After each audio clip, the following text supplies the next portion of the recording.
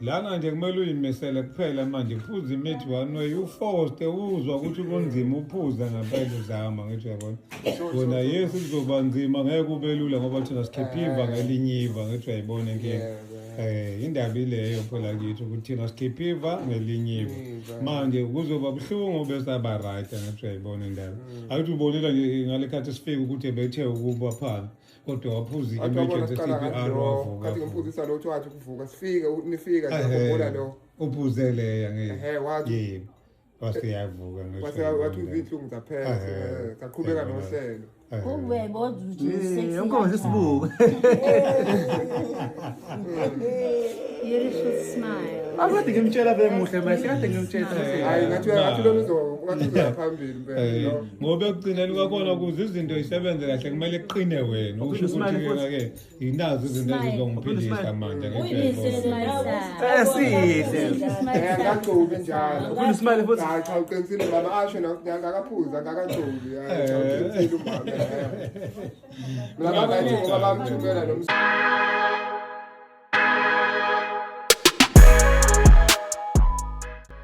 Hello everyone, hope usuku lakho luhamba kahle. So ke abaningi benu mhlawumbe sebembonile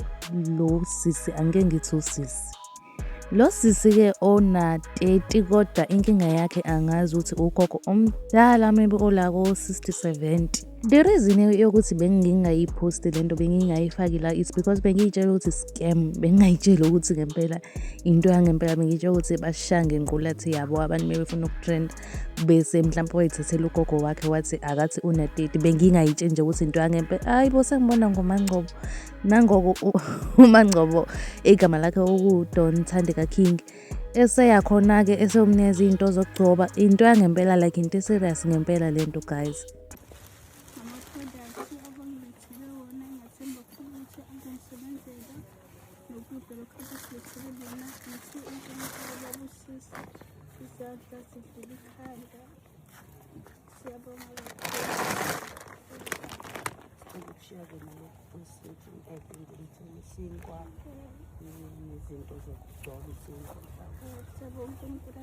siyakuthanda kakhulu ukuthi siyezwe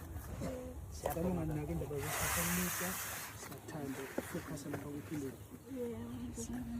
siyabonga kakhulu Yo ayiziyenzeka bandla emhlabeni bengingayitshela nje mina ngempela namanje ngisashocked ukuthi ngempela into yangempela lento yenzeka kanjani like uphendwa kanjani ube nje khona ke video la asuke echaza khona ngicabanga ukuthi uzoyithola khona la ku YouTube esoyichaza ukuthi kwenzakalani yey kuningi nje okwenzakalayo mina namanje ngiyikholwa lento ke but ke siyifala la i-video namhlanje sibeka onqi I really hope you enjoyile i-video namhlanje if you enjoy make sure ukuthi smash lo like button uphinde usmash nalo subscribe button and mina I will see you in the next video and ungakhohlwa na comment down below wena ke umbono wakho ngalolu daba lakhe ukuthi uMangcobo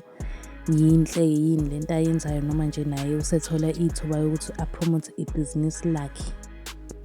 But comment down below and mina I will see you in the next video. Bye.